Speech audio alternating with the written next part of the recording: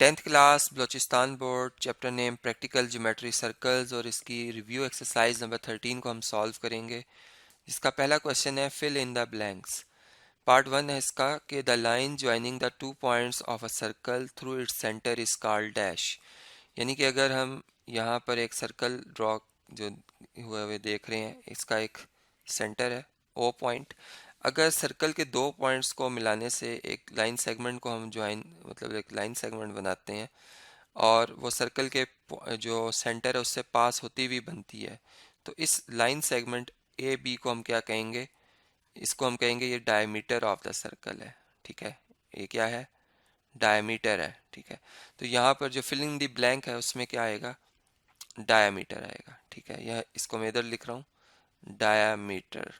तो इसी के से ये बात हम समझ सकते हैं। नेक्स्ट पार्ट उसको अंडरस्टैंड करते हैं। पार्ट नंबर 2, इसकी स्टेटमेंट है a circle has only one centre. यानी जैसा भी हमने डायग्राम में देखा कि एक सर्कल का एक ही सेंटर हो सकता है, एक से ज़्यादा एक सर्कल का सेंटर नहीं हो सकते। इसके बाद नेक्स्ट स्टेटमेंट आ रही है पार्ट नंबर 3। इसमें देखें तो लिखा हुआ an angle inscribed in the semi circle is a right angle. यानी एक सेमी सर्कल में बनने वाला जो सरकम एंगल होता है वो हमेशा 90 डिग्री का होता है, राइट एंगल होता है। इसकी डायग्राम मैं आपसे स्क्रीन पे शेयर करता हूँ कि फ़र्ज़ करें ये एक सर्कल है। ठीक है, और इसमें अगर हम इसका हाफ कर लेते हैं डायमीटर ड्रॉ करके इस तरीके से, ये डायमीटर से मैंने इसको 2 इक्वल पार्ट्स में डिवाइड किया है और ए बी जो है वो इसका डायमीटर के पॉइंट्स हैं। अब सर्कम एंगल बनाने के लिए इस हाफ का, ये जो हाफ सर्कल या सेमी सर्कल हमें नज़र आ रहा है, इस पे एक पॉइंट सेलेक्ट किया मैंने सी, और इसको मैं ज्वाइन कर रहा हूँ ए से और बी से। तो अब ये जो एंगल बनेगा ये हमेशा, थ्योरम में भी हमने बात प्रूव की हुई है कि हमेशा राइट एंगल यानी 90 डिग्री का एंगल बनता है। इसके बाद नेक्स्ट पार्ट है पार्ट नंबर 4। इसमें लिखा हुआ tangent is dash to the radius of a circle at its point of contact. यानी टेंजेंट जो होता है हमेशा परपेंडिकुलर होता है रेडियल सेगमेंट के साथ, हमेशा 90 का एंगल बनाता है eight the point of contact. तो इधर हम लिखेंगे परपेंडिकुलर। ठीक है, ये हमेशा राइट एंगल मतलब आपस में बनाते हैं ये रेडियल सेगमेंट और tangent line at the point of tangency या at the point of contact. इसको पॉइंट ऑफ टेंजेंसी भी जो है हम कह सकते हैं पॉइंट ऑफ, यानी पॉइंट ऑफ को हम एज इट इज रहने दें और आगे टेंजेंसी भी इसको कह सकते हैं। नेक्स्ट पार्ट जो है पार्ट नंबर 5। इसमें लिखा हुआ है from a point outside the circle tangents can be drawn. यानी एक पॉइंट जो कि सर्कल से बाहर हो उससे हम मैक्सिमम कितने टेंजेंट्स ड्रॉ कर सकते हैं? हम 2 टेंजेंट्स जो है वो ड्रॉ कर सकते हैं। इस बात को भी हमने डिटेल में अंडरस्टैंड किया हुआ है। यानी फ़र्ज़ करें अगर ये एक सर्कल है और ये एक पॉइंट है पी, यहाँ पर चले मैं सिर्फ लिख देता हूँ कि ये पी पॉइंट है, तो इससे हम एक ये टेंजेंट लाइन ड्रॉ कर सकते हैं और इसी पी पॉइंट से ये दूसरी, यानी मैक्सिमम 2 टेंजेंट्स ड्रॉ कर सकते हैं, इससे ज़्यादा नहीं हम ड्रॉ कर सकते। टेंजेंट वो लाइन होती है जो सर्कल को सिर्फ एक पॉइंट पर टच करती हुई पास करती है और उसके इंटीरियर से पास नहीं हो रही होती। तो ये हम बात यहाँ से अंडरस्टैंड कर सकते हैं। अब नेक्स्ट जो क्वेश्चन आ रहा है, नेक्स्ट जो पार्ट आ रहा है वो आपसे डिस्कस करता हूँ। जी, पार्ट नंबर 6 है। इसमें लिखा हुआ है the length of 2 direct common tangents to 2 circles are dash to each other. यानी अगर हम डायरेक्ट कॉमन टेंजेंट्स ड्रॉ करें 2 सर्कल्स के लिए, ठीक है, तो इनकी लेंथ आपस में क्या होगी? इस बात को हमने जो है यहाँ पे अंडरस्टैंड करना है। चलें इसके लिए डायग्राम ड्रॉ करते हैं। जी, ये आप देख सकते हैं कि ये 2 सर्कल्स हैं। एक सर्कल का सेंटर O1 में कह रहा हूँ और दूसरे सर्कल का सेंटर में O2 कह रहा हूँ। ठीक है, अब हम इनसे जो है मतलब डायरेक्ट कॉमन टेंजेंट्स बना सकते हैं। एक तो ये हो जाएगा, बल्कि इसको मैं थोड़ा सा इस तरीके से बनाता हूँ कि ये टेंजेंट्स जो हैं वो शो भी हों। तो चले मैं डायग्राम दोबारा आपसे स्क्रीन पे बना के शेयर करता हूँ। जी, ये 2 टेंजेंट्स हैं। अब इन्हें हम डायरेक्ट कॉमन टेंजेंट इस वजह से कह रहे हैं कि अगर हम इन देखें ये दोनों सर्कल्स के सेंटर्स को मिलाने से जो लाइन सेगमेंट बनती है, अगर हम इसको देखें और ये जो पॉइंट ऑफ कांटेक्ट है एक टेंजेंट का, अगर इसको देखें तो ए और B basically on the same side of the line segment है जो कि सर्कल के सेंटर्स को मिलाने से बन रही है लाइन सेगमेंट। ठीक है, तो इसलिए ये टेंजेंट और ये दूसरा टेंजेंट है जिसका पॉइंट ऑफ टेंजेंसी सी और डी है, तो ये दोनों डायरेक्ट कॉमन टेंजेंट्स। अब जितनी लेंथ ए से बी होगी उतनी ही एग्जैक्टली सी से डी आएगी, यानी ये बात हमने थ्योरम में भी और प्रैक्टिकली भी ये बात प्रूव की हुई है कि टेंजेंट्स की जो सेगमेंट होती है डायरेक्ट कॉमन टेंजेंट के केस में वो आपस में बराबर आती है, तो are equal to each other. ठीक है, यहाँ पर आएगा इक्वल। ठीक है, ये बात हम इसी के से अंडरस्टैंड कर सकते हैं। अब नेक्स्ट पार्ट आपसे डिस्कस करता हूँ। नेक्स्ट पार्ट है जी, the perpendicular bisector of a chord of a circle passes through the dash of the circle. यानी अगर एक सर्कल है और उसकी एक कॉर्ड जो है और एक उस कॉर्ड का परपेंडिकुलर बाइसेक्टर अगर ड्रॉ किया जाए तो हमेशा वो सर्कल के सेंटर से पास करता है। ठीक है, ये बात हमने ऑलरेडी लॉजिकली प्रूव की हुई है कि ये हमेशा सेंटर ऑफ द सर्कल से जो है वो पास करते हैं, जो राइट बाइसेक्टर है कॉर्ड का। इसके बाद नेक्स्ट पार्ट जो है पार्ट नंबर 8 वो आपसे डिस्कस करता हूँ। पार्ट नंबर 8 में अगर आप देखें तो इसमें लिखा हुआ है the centre of an inscribed circle is called dash. यानी जो इंस्क्राइब्ड सर्कल है उसके सेंटर को हम क्या कहते हैं, तो याद रखें उसके सेंटर को हम इन सेंटर कहते हैं और उसके रेडियस को हम इन रेडियस कहते हैं। तो इसे हम कहेंगे इन सेंटर। इन सेंटर यानी इंस्क्राइब सर्कल वो होता है जो एक ट्राइंगल के अंदर, जैसे फर्स्ट करो एक ट्राइंगल का इंस्क्राइब अगर सर्कल हम बनाते हैं तो एक ट्राइंगल के अंदर एक सर्कल बने और वो उसकी तीनों साइड्स को इंटरनली टच कर रहा हो वन वन पॉइंट पे, तो उस सर्कल को हम कहते हैं इंस्क्राइब सर्कल है वो। ठीक है, और उसके सेंटर को हम इन सेंटर कहेंगे। अब नेक्स्ट पार्ट जो आ रहा है पार्ट नंबर 9 वो आपसे डिस्कस करता हूँ। पार्ट नंबर 9 में लिखा हुआ है कि the radius of a circumscribed circle is called. यानी एक ऐसा सर्कल जो ट्राइंगल के तीनों वर्टिसेस से पास होता हुआ ड्रॉ हो रहा हो उसे हम सर्कमस्क्राइब्ड सर्कल कहते हैं उस ट्राइंगल का। तो उसका जो रेडियस है उसको हम क्या कहेंगे, उसको हम कहेंगे circum radius. Circum circum radius. ठीक है, तो ये बात भी हम अंडरस्टैंड कर सकते हैं।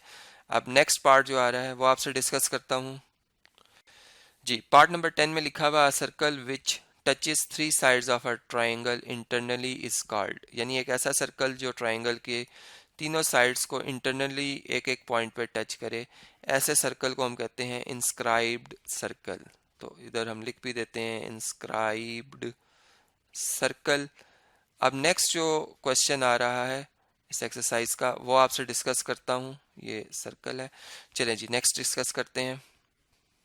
नेक्स्ट है question number 2, choose the correct answer. यानी कि क्वेश्चन 2 की जितनी स्टेटमेंट्स हैं उनके साथ चार चार पॉसिबल आंसर अटैच हैं। हमने देखना है कि जो आंसर दुरुस्त है उसको टिक करना है, उसको सिलेक्ट करना है। जैसे पहला पार्ट है इसमें आप देखें लिखा हुआ है the line joining the two points of a circle without passing through its centre is called. यानी कि एक ऐसी लाइन सेगमेंट जो कि सर्कल के दो जो पॉइंट्स हैं उनको ज्वाइन करने से बनती है लाइन सेगमेंट, और वो सर्कल के सेंटर से पास ना करे वो लाइन सेगमेंट, तो ऐसी लाइन सेगमेंट को हम क्या कहते हैं, कॉर्ड कहते हैं। यानी यहाँ पर जो है ऑप्शन सी हमारा वो बिल्कुल बेस्ट ऑप्शन है, यहाँ आएगा कॉर्ड। और इसकी अगर हम डायग्राम स्टडी कर लें तो उसको भी मैं आपसे डिस्कस करता हूँ जी। जैसे आप देख रहे हैं कि सर्कल है और इस सर्कल के दो पॉइंट्स हम सिलेक्ट कर लेते हैं ए और बी। अब इन दोनों पॉइंट्स को मिला लें तो ए और बी एक कॉर्ड बन जाएगी। ठीक है, इसको हम कॉर्ड ही कहेंगे, इसको हम डायमीटर नहीं कहेंगे। डायमीटर भी कॉर्ड होती है लेकिन वो सेंटर से पास करती है। इसके बाद नेक्स्ट पार्ट है जी पार्ट नंबर 2। पार्ट नंबर 2 में अगर आप देखें तो इसमें लिखा हुआ है कि the portion of a circle between two radii and an arc is called. यानी सर्कल का वो हिस्सा जो कि दो रेडियाई ने और एक आर्क ने ऑक्यूपाई किया हो, इसे हम सेक्टर ऑफ द सर्कल कहते हैं, यानी ऑप्शन बी आएगा। इसकी भी अगर मैं डायग्राम ड्रॉ करके आपको जो है वो अंडरस्टैंड करा दूं इस बात को, तो हम देख लेते हैं इसे जी। जैसे आप ये देख रहे हैं कि ये सर्कल है जिसका सेंटर ओ है और ये एक आर्क में ड्रॉ कर रहा हूँ A B, minor arc draw की है, हाफ सर्कल से छोटी आर्क। अब ओ को ए से और ओ को बी से ड्रॉ करके मैं ये वाला पोर्शन जो है अगर इसको शेड कर रहा हूँ तो ये आप देखें इस पोर्शन को, सर्कल के इस हिस्से को हम क्या कहते हैं, sector. Sector of a circle, और ये माइनर सेक्टर कहला रहा है, ठीक है, क्योंकि ये माइनर आर्क ने और रेडियाई ने मिलकर ऑक्यूपाई किया हुआ है। नेक्स्ट पार्ट आपसे डिस्कस करता हूँ, पार्ट नंबर 3। पार्ट नंबर 3 में जो स्टेटमेंट लिखी हुई है वो ये है कि diameter of a circle is dash of the radius. Diameter हमेशा रेडियस का डबल होता है, ठीक है, यानी ए ऑप्शन आएगा। रेडियस जैसे दो आ जाएं तो वो डायमीटर के अकेले के बराबर होते हैं, ठीक है, तो डबल ऑफ द रेडियस आएगा। इसके बाद नेक्स्ट पार्ट जो है उसे हम डिस्कस कर लेते हैं। पार्ट नंबर 4 में लिखा हुआ है tangent and radius of a circle at the point of contact are perpendicular. तो ये बात भी हम ऑलरेडी अंडरस्टैंड कर चुके हुए हैं कि टेंजेंट लाइन और radius segment point of contact या पॉइंट ऑफ टेंजेंसी पे परपेंडिकुलर होते हैं, यानी कि आपस में 90 का एंगल बनाते हैं। नेक्स्ट पार्ट देख लेते हैं, पार्ट नंबर 5। इसमें लिखा हुआ है an angle inscribe in a semi circle. तो सेमी सर्कल में बनने वाला जो इंस्क्राइब एंगल होता है हमेशा वो 90 डिग्री का होता है, ये बात भी हम पहले से अंडरस्टैंड कर चुके हुए हैं। नेक्स्ट पार्ट डिस्कस करता हूँ आपसे। जी, पार्ट नंबर 6 अगर हम स्टडी करें तो इसमें लिखा हुआ the measure of the internal angle of a regular hexagon is dash. यानी कि रेगुलर हेक्सागोन का जो इंटरनल एंगल होता है वो कितने डिग्री का होता है। तो ये बात याद रखें कि रेगुलर हेक्सागोन जो है अगर हमने sum of internal angle of polygon find करना है, sum of internal internal angles of polygon find करना है, तो इसका एक फार्मूला है, वो मैं आपसे शेयर कर लेता हूँ कि उसके लिए हम लिखते हैं n-2 टाइम्स 180 डिग्री, ठीक है। तो आपने चूंकि एक इंटरनल एंगल बताना है, लेकिन आप हेक्सागोन कहते हैं सिक्स साइडेड जो शेप होती है, क्लोज शेप जिसकी सिक्स साइड्स इक्वल हो, तो उसे हम रेगुलर कहते हैं हेक्सागोन। तो अब इसमें n6 पुट करेंगे तो 4 आ जाएगा, 4 इंटू 180 डिग्री। और अगर आपने एक एंगल निकालना है, वन इंटरनल एंगल, ठीक है, one internal angle of hexagon, ठीक है, हेक्सागोन, ठीक है, यहाँ पर हम जो बात करें वो सम ऑफ एंगल्स ऑफ हेक्सागोन की बात कर रहे हैं, ठीक है। चूंकि मैंने इसमें n को कितना पुट किया था, 4, ये एक जनरल फार्मूला था और इसमें हमने n पुट किया था 4। तो वन इंटरनल एंगल जो होगा वो आ जाएगा 4 इंटू 180 डिग्री डिवाइडेड बाय 6, क्योंकि 6 इसके एंगल्स होंगे और 6 इक्वल एंगल्स होंगे। 6 one jar 6, 6 30 time 180 and 30 into 4 120। यानी एक इंटरनल एंगल जो है रेगुलर हेक्सागोन का होता है वो 120 डिग्री का होता है। तो ऑप्शन जो बी है इसमें 120 डिग्री लिखा है, ये हमारा बिल्कुल बेस्ट ऑप्शन है, इसे हम टिक कर देंगे, यानी 120 डिग्री जो हमारा वो फाइनल आंसर आ रहा है। नेक्स्ट पार्ट जो है वो डिस्कस करता हूँ, पार्ट नंबर 7। इसमें लिखा हुआ है the length of two transverse tangents to a pair of circles are dash. यानी कि अगर दो सर्कल्स हों, फर्ज करें यहाँ पर मैं एक सर्कल ड्रॉ करता हूँ पहले। जी, जैसे आप देख रहे हैं कि ये दो सर्कल्स हैं, एक का सेंटर में कह देता हूँ ए है और एक का सेंटर बी है, और ये इनके सेंटर्स को ज्वाइन कर लेते हैं अगर हम, तो ये लाइन सेगमेंट बन रही है। अब ट्रांसवर्स कॉमन टेंजेंट्स बनाते हैं और उसको मैं आपसे शेयर करता हूँ स्क्रीन पे।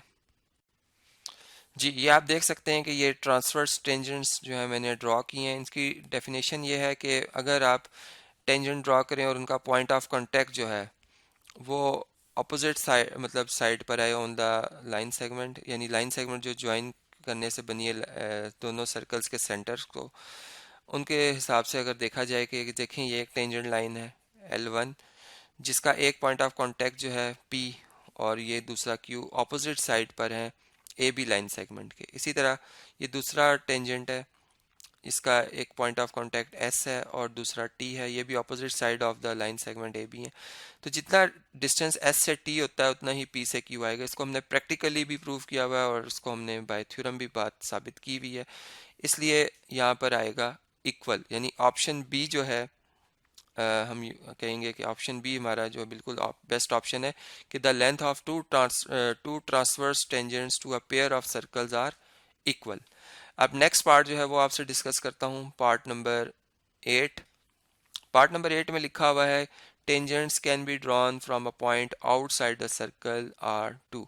हमने ये बात इस वीडियो में भी डिस्कस की हुई है कि अगर एक पॉइंट आउटसाइड द सर्कल हो तो उससे हम मैक्सिमम कितने टेंजेंट्स ड्रॉ कर सकते हैं, हम उससे दो टेंजेंट्स ड्रॉ कर सकते हैं। तो ऑप्शन जो सी है वो हमारा बिल्कुल बेस्ट ऑप्शन है। इसके बाद नेक्स्ट जो पार्ट आ रहा है वो आपसे डिस्कस करता हूँ। जी, नेक्स्ट स्टेटमेंट है पार्ट नंबर 9 में लिखी हुई है कि if the distance between the centres of two circles is equal to the sum of their radii then the circle with dash. इन जैसे आपके डायग्राम में नज़र आ रहा है कि एक सर्कल है जिसका सेंटर ए है, दूसरा सर्कल है जिसका सेंटर बी है, और ये वो पॉइंट ऑफ कांटेक्ट है जहाँ पे दोनों सर्कल मीट कर रहे हैं। तो अगर हम ए और बी को ज्वाइन कर दें तो आप देखें ये तीनों पॉइंट को लीनियर हो जाते हैं। यानी ए से C radius of the first circle है और सी से B radius of the second circle है, और इन दोनों का सम, चूंकि कोलिनियर की कंडीशन में हम कहते हैं ए से सी और सी से बी जो डिस्टेंस होता है वो बराबर होता है ए से बी के। तो ये बात हमें वाज़ेह नज़र आ रही है कि R1 प्लस R2 जो है बराबर है ए बी के। तो इस कंडीशन के तहत अगर हम देखें तो ये टच कर रहे हैं सर्कल एक दूसरे को एक्सटर्नली, ठीक है। तो हम यहाँ पे जो ए ऑप्शन होगा कि टच एक्सटर्नली, वो बिल्कुल हमारा बेस्ट ऑप्शन होगा, इसे टिक कर देंगे और ये बात हमें यहाँ पे अंडरस्टैंड भी हो रही है। अब नेक्स्ट पार्ट जो आ रहा है पार्ट नंबर 10, वो आपसे डिस्कस करता हूँ। पार्ट नंबर 10 में अगर आप देखें तो इसमें लिखा हुआ है dash common tangents can be drawn for two touching circles. जैसे ऊपर मैंने अभी डायग्राम शेयर की, इस सर्कल्स के लिए हम टचिंग सर्कल्स के लिए कितने कॉमन टेंजेंट्स ड्रॉ कर सकते हैं। मतलब इसमें इस चीज़ को अब हमने देखना है। जी, तो इस बात को हम यूँ देख सकते हैं कि देखें एक तो ये टेंजेंट लाइन होगी कॉमन टेंजेंट, ठीक है, और एक इस तरह से हम ड्रॉ कर सकते हैं। इसको चलें नीट करके ड्रॉ करता हूँ मैं इस तरीके से, और एक हम इस तरीके से ड्रॉ कर सकते हैं। मतलब हम कितने कॉमन टेंजेंट्स ड्रॉ कर सकते हैं, हम 3 कॉमन टेंजेंट्स ड्रॉ कर सकते हैं। तो इसलिए ऑप्शन बी जो होगा वो हमारा बिल्कुल बेस्ट ऑप्शन होगा, क्योंकि वहाँ पे हमने देखा कि जो कॉमन टेंजेंट्स हैं, दो सर्कल्स जो कि टच कर रहे हैं एक दूसरे को, टचिंग सर्कल्स के केस में, उसमें हम इस तरीके से जो है वो 3 जो है वो टेंजेंट्स ड्रॉ कर सकते हैं। अब इस वीडियो को मैं कंटिन्यू कर रहा हूँ नेक्स्ट वीडियो में, जिसमें मैं इसी एक्सरसाइज के जो नेक्स्ट क्वेश्चंस आ रहे हैं, क्वेश्चन नंबर 3 एंड इससे ऑनवर्ड जो क्वेश्चन है वो आपसे डिस्कस करूँगा।